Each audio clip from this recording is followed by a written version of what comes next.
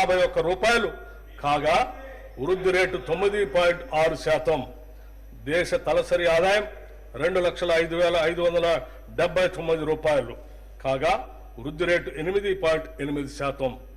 దేశ తలసరి ఆదాయంతో పోలిస్తే తెలంగాణ తలసరి ఆదాయం 1,74,172 రూపాయలు, అంటే 1.8% రెట్లు ఎక్కువగా ఉంది. 2024-25లో తెలంగాణ జోడింపబడిన స్థూల విలువలో సేవా రంగం 66.3%, పారిశ్రామిక రంగం 16.4% మరియు వ్యవసాయ అనుబంధ రంగాలు 17.3% వాటాను కలిగి ఉన్నాయి. వ్యవసాయ అనుబంధ రంగాలు జీఎస్టీపీలో తక్కువ వాటా కలిగి ఉన్నప్పటికీ రాష్ట్ర మొత్తం శ్రామిక రంగంలో 42.7% మందికి ఉపాధి కల్పిస్తున్నాము. ఉచిత కరెంటు, రైతు భరోసా, పంట రుణమాఫీ, నీటిపారుదల ప్రాజెక్టులపై పెట్టుబడులు వంటి ప్రభుత్వ పథకాలు రైతాంగానికి ఆత్మవిశ్వాసాన్ని పెంపొందించాయి. అదే సమయంలో వ్యవసాయ రంగాన్ని పటిష్టవంతం చేసేందుకు గాను పళ్ల తోటలు, పశు సంరక్షణ, చేపల పెంపకం వంటి అనుబంధ వ్యవసాయ కార్యకలాపాలను ప్రోత్సహిస్తున్నాం. రాష్ట్ర పరిశ్రమలు 22.5% మందికి ఉపాధి కల్పిస్తున్నాయి. చైనా +1 వ్యూహాన్ని అవలంబించడం ద్వారా తెలంగాణను ఫార్మాస్యూటికల్స్, బయోటెక్నాలజీ, విద్యుత్ వాహనాలు, పునరుత్పాదక శక్తి రంగాల్లో గ్లోబల్ తయారీ కేంద్రంగా అభివృద్ధి చేయాలనేది మా ప్రభుత్వ లక్ష్యం. పరిశ్రమల కారిడార్లు, ప్రత్యేక ఆర్థిక మండళ్ల అభివృద్ధి మరిన్ని పెట్టుబడులను ఆకర్షించి ఉద్యోగ అవకాశాలను పెంపొందించడానికి తోడ్పడతాయి. తద్వారా ఆర్థిక వ్యవస్థ మరింత స్థిరంగా, వేగంగా అభివృద్ధి చెందుతుంది. రాష్ట్రంలో సేవా రంగం అత్యధిక కొత్త ఉపాధి కల్పించే దిశగా కొనసాగుతుంది. ఇది మొత్తం శ్రామిక రంగంలో 34.8% వాటాను కలిగి ఉంది.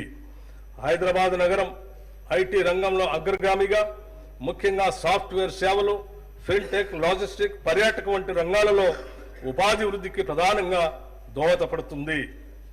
తెలంగాణలో శ్రామిక శక్తి 68.7% ఉండగా దేశీయ సగటు 64.3% మాత్రమే ఉంది. దీనిలో మహిళల ఉపాధి శాతం 52.7% ఉండగా ఇది దేశ సగటు 45.2% కంటే అధికం. మహిళలు మరియు వెనుకబడిన వర్గాలకు తెలంగాణ ప్రభుత్వం ఉపాధి అవకాశాలు కల్పించడంలో ఎంతగా విజయవంతమైందో ఈ గణాంకాలు తెలియజేస్తున్నాయి. రాష్ట్ర ప్రభుత్వం 16వ ఆర్థిక సంఘానికి సమగ్ర నివేదికను సమర్పించింది. ఇందులో కేంద్ర పన్నుల పంపిణీల్లో రాష్ట్రాలకు న్యాయమైన వాటా కల్పించాలని, అలాగే రుణ స్థిరత్వం, మౌలిక సదుపాయాల అభివృద్ధి మరియు సామాజిక సంక్షేమ కార్యక్రమాలకు మరింత ఆర్థిక సహాయం అందించాలని విజ్ఞప్తి చేసింది. కేంద్ర ప్రభుత్వం విధిస్తున్న సెస్సులు, అదనపు ఛార్జీల వల్ల రాష్ట్రాలకు వస్తున్న ఆదాయం గణనీయంగా తగ్గుతుంది అన్న విషయాన్ని కమిషన్కు వివరించాం. ప్రస్తుతం రాష్ట్రాలకు ఇస్తున్న 41% పన్నుల వాటాను 50%కి పెంచాలని ప్రతిపాదించడం జరిగింది. తెలంగాణతో సహా దక్షిణాది రాష్ట్రాలకు పన్నుల పంపిణీలో తగ్గుతున్న వాటాపై ప్రభుత్వం ఆందోళన వ్యక్తం చేసింది. తెలంగాణ 14వ ఆర్థిక సంఘం ద్వారా 2.437% నిధులు పంపిణీ జరిగితే 15వ ఆర్థిక సంఘం కాలంలో ఇది కేవలం 2.102% తగ్గింది. అభివృద్ధిలో ముందున్న రాష్ట్రాలకు తక్కువ నిధులు కేటాయించడం అన్యాయమని, దేశ ఆర్థిక వృద్ధికి దోహదపడుతున్న రాష్ట్రాలను ప్రోత్సహించే విధంగా పన్నుల పంపిణీ విధానాన్ని మరింత హేతుబద్ధంగా మార్చాలని తెలంగాణ ప్రభుత్వం వాదిస్తుంది. తెలంగాణ ప్రభుత్వం సమాంతర పన్నుల పంపిణీ సూత్రంలో సంస్కరణలు తీసుకురావాలని సూచించింది. ప్రస్తుతం ఉపయోగిస్తున్న తలసరి ఆదాయ దూరం అనే ప్రాతిపదిక ప్రాధాన్యతను తగ్గించి జీఎస్టీపీకి 50% వెయిటేజీని ఇవ్వాలని కోరింది. దేశ ఆర్థిక వృద్ధికి గణనీయంగా సహకరిస్తున్న రాష్ట్రాలకు మరింత హేతుబద్ధంగా వనరులు అందించడం ద్వారా దేశ అభివృద్ధిని ప్రోత్సహించాలని ఉద్దేశంతో ఈ సూచన ప్రతిపాదించడమైంది. మన న్యాయమైన వాటాను సాధించడంతో పాటు ఆర్థిక వనరులను సద్వినియోగం చేసుకుని ఆర్థిక వ్యవస్థను బలోపేతం చేయడానికి రాష్ట్ర ప్రభుత్వం కట్టుబడి ఉంది. మేము ప్రవేశపెట్టిన అభయహస్తంలోని ప్రతి అంశం సామాన్య ప్రజల కష్టాలను దృష్టిలో పెట్టుకొని రూపుదిద్దుకున్నవే. ఒక నిరుపేద తన రోజువారీ జీవితంలో ఏ కనీస సదుపాయాలు ఉండాలని కోరుకుంటాడో వాటినన్నిటినీ అభయహస్తంలో భాగంగా చేర్చడం జరిగింది. మహాలక్ష్మి, రైతు భరోసా, గృహజ్యోతి, ఇందిరమ్మ ఇళ్లు, చేయూత కింద పెన్షన్లు పంపిణీ వంటి పలు పథకాలను ప్రభుత్వం ఇప్పటికే సమర్థవంతంగా అమలు చేస్తుంది. మన ఆడబిడ్డలు పనికి వెళ్లాలన్నా, చదువుకోవటానికి బడికి వెళ్లాలన్నా, లేదా మొక్కు తీర్చుకోవటానికి ఓ గుడికి వెళ్లాలన్నా వారు ప్రయాణ ఖర్చుల గురించి ఆలోచించకుండా వెళ్లటానికి మహాలక్ష్మి పథకం కింద 2023 డిసెంబర్ 9న తేదీన రాష్ట్రంలోని మహిళలందరికీ ఉచిత బస్సు సౌకర్యాన్ని ప్రారంభించాం. నేటి వరకు రాష్ట్ర వ్యాప్తంగా 7,227 బస్సుల్లో 149.63 కోట్ల ఉచిత ప్రయాణాలు మహిళలు చేశారు. దీని ద్వారా 5,05,95,00,000 రూపాయలు మహిళలకు కూడా ఆదా అయింది. ప్రారంభ దశలో సాధారణ బస్సుల్లో 60% ఉన్న ఆర్టీసీ ఆక్యుపెన్సీ రేషియో 94% పెరిగింది. మహాలక్ష్మి ప్రత్యేక బస్సుల్లో ఈ ఆక్యుపెన్సీ రేషియో 100% నమోదవుతూ ఉంది. దీనివల్ల ఆర్టీసీ ఆర్థిక పరిస్థితి కూడా మెరుగుపడింది.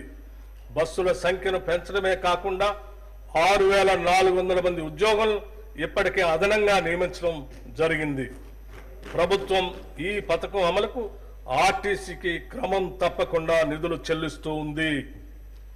మహాలక్ష్మి పథకంలో భాగంగా అర్హులైన మహిళలకు గ్యాస్ సిలిండర్ను 500 రూపాయలకే పంపిణీ చేస్తున్నాం. ఈ పథకం ద్వారా 43 లక్షల కుటుంబాలు లబ్ధి చేరుతూ ఉంది.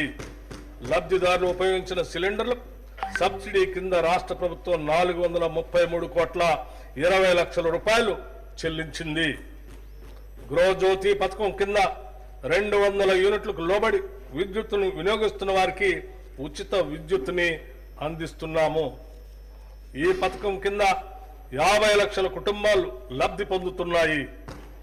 ఈ పథకం కోసం ఇప్పటికే 1,775 కోట్లు 15 లక్షల రూపాయలు విద్యుత్ సంస్థలకి సబ్సిడీగా చెల్లించడం జరిగింది. ఇందిరమ్మ ఇళ్ల పథకాన్ని 2024 మార్చి నెలలో ప్రారంభించి ఇళ్ల పట్టాలను ఆడబిడ్డల పేరుతోనే ఇవ్వాలని నిర్ణయించాం. 22,500 కోట్ల రూపాయల అంచనా వ్యయంతో ప్రతి నియోజకవర్గానికి కనీసం 3,500 చొప్పున మొత్తం 4,50,000 ఇళ్లను మంజూరు చేస్తాం. గత ప్రభుత్వం 10 ఏళ్ల పాటు నిరుపేదలకు డబుల్ బెడ్రూమ్ ఇళ్లను ఇస్తామని ఆశలు రేకెత్తించి చివరకు నిరాశా నిస్పృహలనే మిగిల్చింది. అసంపూర్తిగా నిలిచిపోయిన గృహాల్లో 34,545 నిర్మాణాలకు 305 కోట్ల 3 లక్షల రూపాయల నిధులు కేటాయించి వాటిని అందుబాటులోకి తెస్తున్నాము. అంతేకాకుండా ఔటర్ రింగ్ రోడ్డును ఆనుకొని హైదరాబాద్ నగరం నలువైపులా శాటిలైట్ టౌన్షిప్లు ఏర్పాటు చేసి అల్పాదాయ మరియు మధ్య తరగతి వర్గాలకు అందుబాటులో ఉండే విధంగా గృహ సముదాయాలను నిర్మించే ప్రణాళిక రూపొందిస్తున్నాం. రాష్ట్రంలోని నిరుపేదలకు ఆరోగ్య భద్రత కల్పించే ధ్యేయంతో రూపొందిన రాజీవ్ ఆరోగ్యశ్రీ పథకాన్ని చేతిలో భాగంగా అమలు చేస్తున్నాం. ఈ పథకం కింద ఉచిత వైద్య పరిమితిని 5 లక్షల రూపాయల నుండి 10 లక్షల రూపాయల వరకు పెంచడం వల్ల దారిద్ర్య రేఖకు దిగువనున్న 90.10 లక్షల కుటుంబాలకి లబ్ధి చేకూరింది.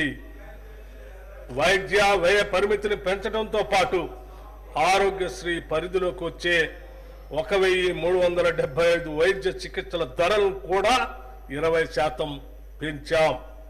అదనంగా 163 రకాల చికిత్సలను ఆరోగ్యశ్రీ పరిధిలోకి తీసుకురావడంతో 1835 వైద్యపరమైన వివిధ ప్యాకేజీలు పేద ప్రజలకు అందుబాటులోకి వచ్చాయి. పెరుగుతున్న వ్యవసాయ పెట్టుబడి కోసం రైతులు అప్పులు చేయక తప్పనిసరి పరిస్థితి ఏర్పడింది. గతంలో చేసిన అప్పు తీరితేనే రాబోయే పంట కాలానికి కావలసిన పెట్టుబడికి రుణం దొరుకుతుంది. మన రైతన్నలకు ఇచ్చిన మాటకు కట్టుబడి మా ప్రభుత్వం వారిని రుణముక్తులు చేసింది. వారికి 2 లక్షల లోపు రుణాలను మాఫీ చేసింది. ఇప్పటి వరకు 25.35 లక్షల మంది రైతులకు 20,616 కోట్ల 89 లక్షల రూపాయలు రుణమాఫీ చేశాం. దీనివల్ల రైతులు మళ్లీ వ్యవసాయ రుణాలు పొందటానికి మార్గం సుగమమైంది. ఈ భారీ రుణమాఫీతో తెలంగాణ రాష్ట్రంలోని రైతుల ఆర్థిక మరియు సామాజిక స్థితిగతులు మెరుగుపరిచేందుకు బాటలు వేశాం. రాష్ట్రంలోని రైతులు ఎరువులు, విత్తనాలు, వ్యవసాయ పనిముట్లు కొనుగోలు చేసేందుకు పెట్టుబడి సాయంగా మా ప్రభుత్వం 2025 జనవరి 26వ తేదీన తెలంగాణ రైతు భరోసా పథకాన్ని ప్రారంభించింది. ఈ పథకం కింద రైతులకి ఏడాదికి ఎకరానికి 12,000 రూపాయలు అందుతాయి. ప్రజాధనం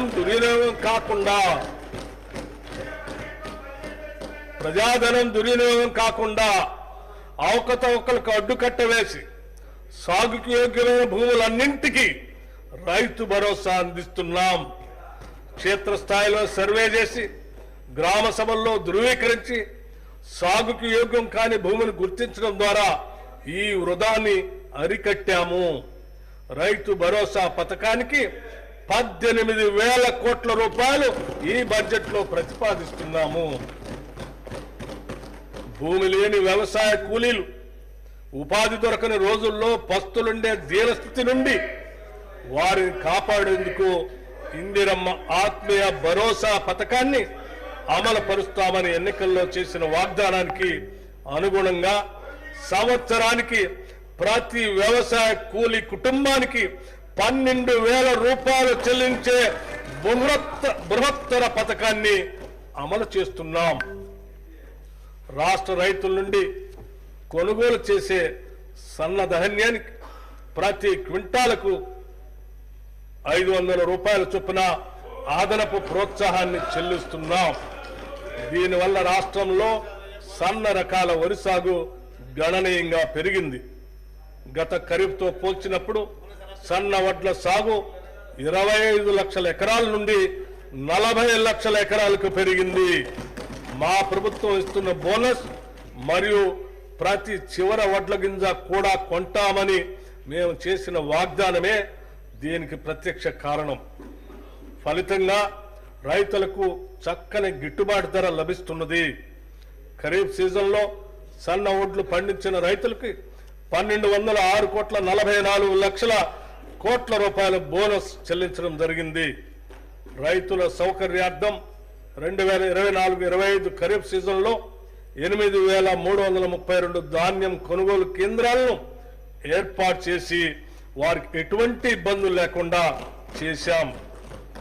అకాల వర్షాల వల్ల ధాన్యం పాడవకుండా పండిన ధాన్యాన్ని రైతులు కొనుగోలు కేంద్రాలకు తీసుకువచ్చే సమయంలో ఎటువంటి నష్టం జరగకుండా గంటకు వాతావరణ సూచనలు అటు రైతులకు ఇటు కొనుగోలు కేంద్రాలకు తెలియజేస్తున్నాం. అధునాతన డ్రైయర్లు, ధాన్యం క్లీనర్లు, తగినన్ని టార్పాలిన్లు రైతులకు అందుబాటులో ఉంచడం జరిగింది. వ్యవసాయ మార్కెట్ యార్డుల్లో వసతుల అభివృద్ధికి